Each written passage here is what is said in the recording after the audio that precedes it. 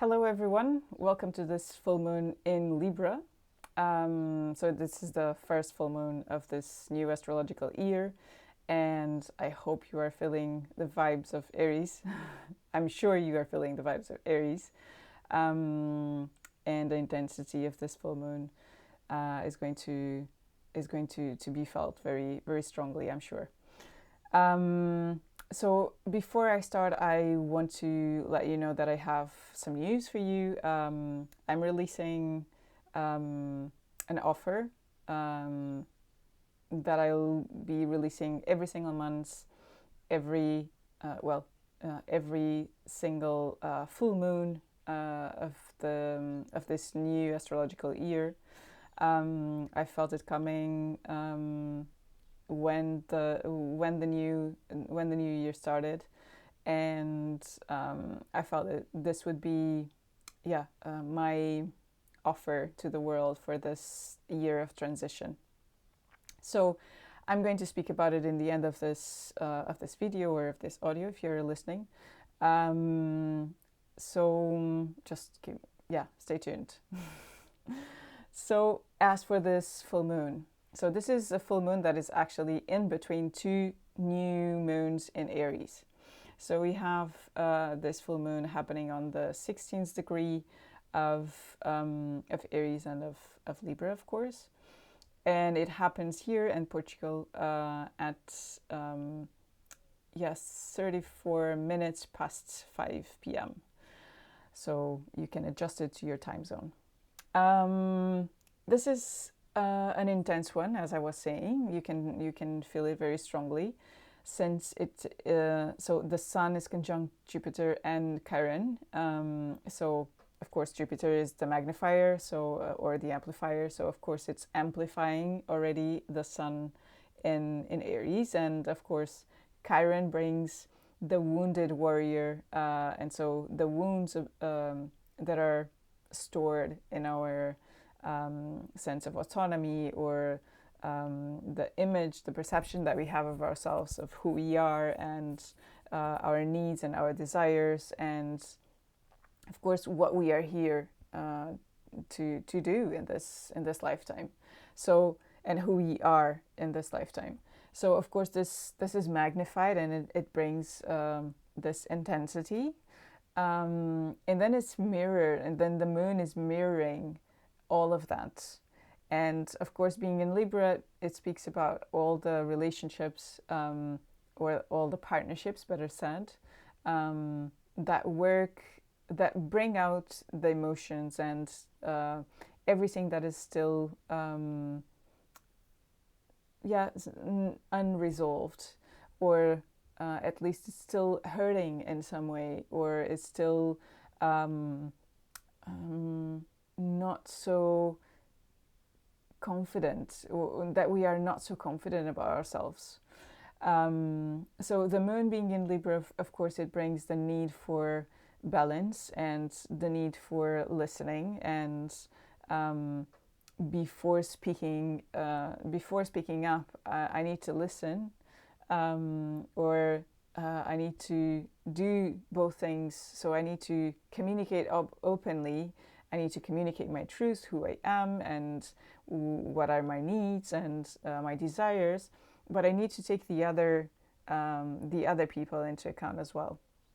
And so this is the axis of that I feel that puts communication on the stage, open communication on the stage. And open communication is based on confidence, and of honesty, and of the true ability to listen to the other, not to listen just to react or to respond, but just to understand the other person and their perspective.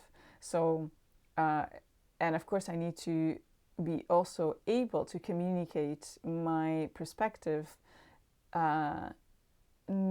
without the imprint of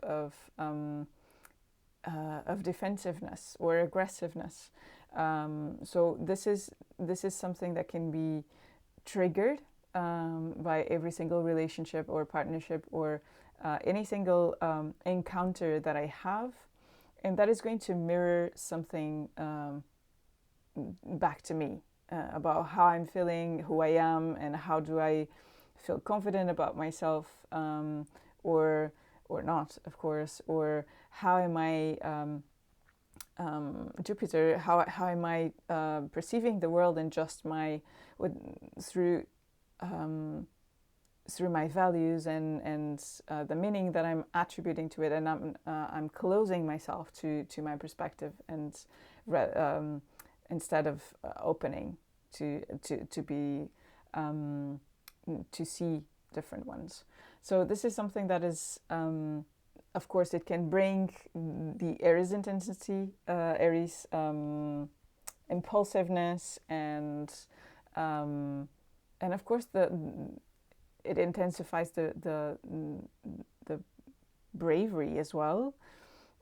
But we need to be very aware of where that bravery, if it's bravery actually, or if it's just a very strong impulse of reaction to something. So we need to be just very, very aware of where those impulses are coming from, the impulse to react, and understanding that more often than not, we are reacting over something that we have felt and that it's ours, rather than about something that the other actually said. And if it's, of course, about something that the other one said, then I need to be aware of it, and I need to communicate openly about the limits that I'm establishing and the limits that the other person is crossing. Instead of just reacting aggressively and so hurting in the same perspective or hurting in the same way, I just need to establish the boundaries that the other one is crossing, and be clear about that. So this is something that is, I think it's, well, the basics of being human. And this axis, of course, it represents this basic incarnation in this lifetime, and what we are all here doing, which is relating to each other. So then, of course, and this communication topic is crucial actually here, because although Mercury has already entered Taurus, so it left Aries a few days ago, it's still quite afflicted, since it's in a square aspect with Pluto. So whenever we have this kind of challenging aspects with Pluto and Mercury, I usually call it like, so it's like a sharp knife. It's like every single word, pardon me, is like a sharp object. So I need to be very aware again, every time I speak and I react to something, if I'm actually just throwing a very sharp object towards the other person, and why am I doing that, and what for? What am I? What is my goal with just throwing out those words and those sharp objects? And why is that hurting in myself as well? Like when I receive some words, why is that so? Why does that touch me in such a deep way? And what kind of wound is that bringing to the surface? So again, I think this is something that is very important for me, for us to be aware of now, because, well, we know that Aries is already very, it brings that intensity. And of course it lightens up it lightens up our moods, and if it's just too much, we can kind of explode very easily. So this is important for us to just be aware, and by being aware, I mean just realizing that this is possible and trying to breathe and make a pause instead of reacting immediately. So trying to listen, pausing to really listen, and pausing before we actually speak up.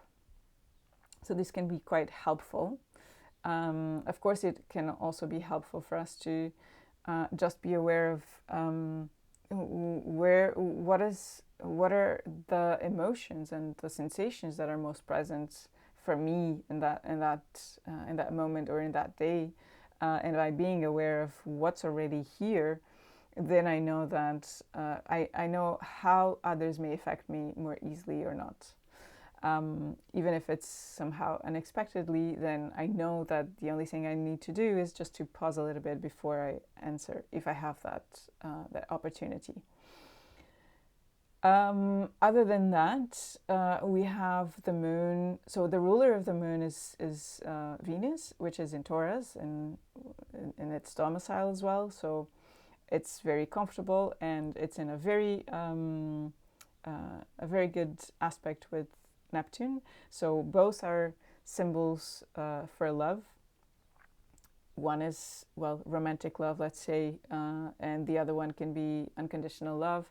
But either way, they both represent everything that is sweet, that is beautiful, that brings the softness. And more often than not, we need that for ourselves. We need that softness. We need that beauty. We need that sweetness in our lives, so that we are not so so aggressive and acidic with each other. Let's call it like that. But we need to balance that with loads of sweetness. So bring that into your life the more you can, especially now, in this final time until the next new moon, which is going to be an eclipse, so get ready for that. Also, and the ruler for the sun, of course, is Mars. Mars is already in Cancer, and it's very well positioned with a trine to Saturn and a sextile to Mercury. So it's very well supported, and it's bringing that maturity and the wisdom of how to react, how to deal with emotions, basically, and how to deal with this this feeling that I need to step over to protect something, and when should I actually do that, and when should I not, and how to put that in action and into words. So this can be very well balanced if I connect to Saturn in Pisces. That brings this ability to be a little bit more wise, and of course pragmatic, I would say, when dealing with intense emotions.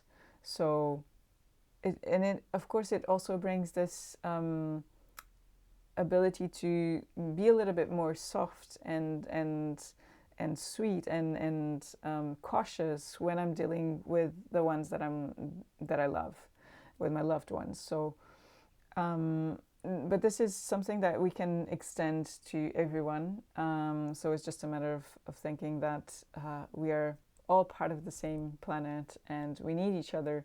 So this is something that can be very positive for us to just remind ourselves that everyone is family, kind of, and we need to be a little bit more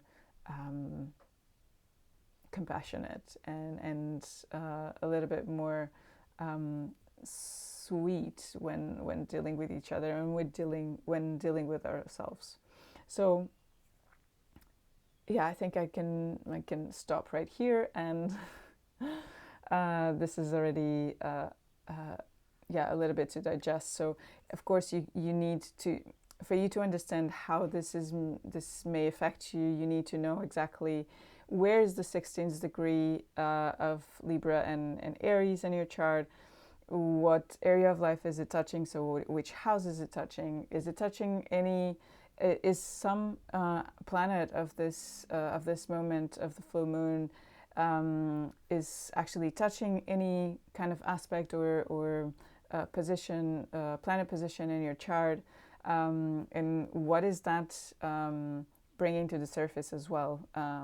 Because if it's touching some kind of pattern that you already have, maybe that's going to be intensified. So you need to pay more attention to that. And yeah, and of course, to do that, you need to know your chart. You need to do a birth chart reading, and of course, I totally recommend doing that. Of course, with me or with other astrologer. So it's very important for you to understand what's within your control, and for you to understand that what you just need to accept because it's out of your control. So yeah, this is something that is very interesting for this lunation. You need to just be a little bit more soft with yourself, soft with everyone around you, and remember that not everything is about you. And yeah, about the news that I wanted to tell you. So the offer that I'm putting out is I will be offering from now on every single full moon. I'll be offering a reading with me to one person. This comes, of course, to answer in some way, or to be of service to people that are not able still to do some kind of service like this, and I want to help as much as I can. So I decided to do that.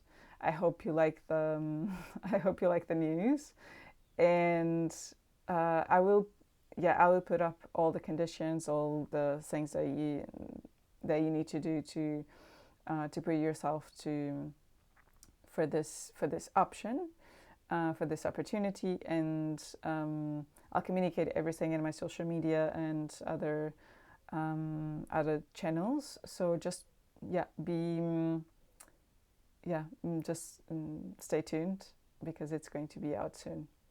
So I hope you like it, and I hope it can be helpful for you in some way. And you'll see me or you'll hear me again, hopefully, in the next new moon, which is going to be an eclipse, the first eclipse of the year. So yeah, let's wait for it. Be cool, take care of yourself, and we'll see each other soon. Bye.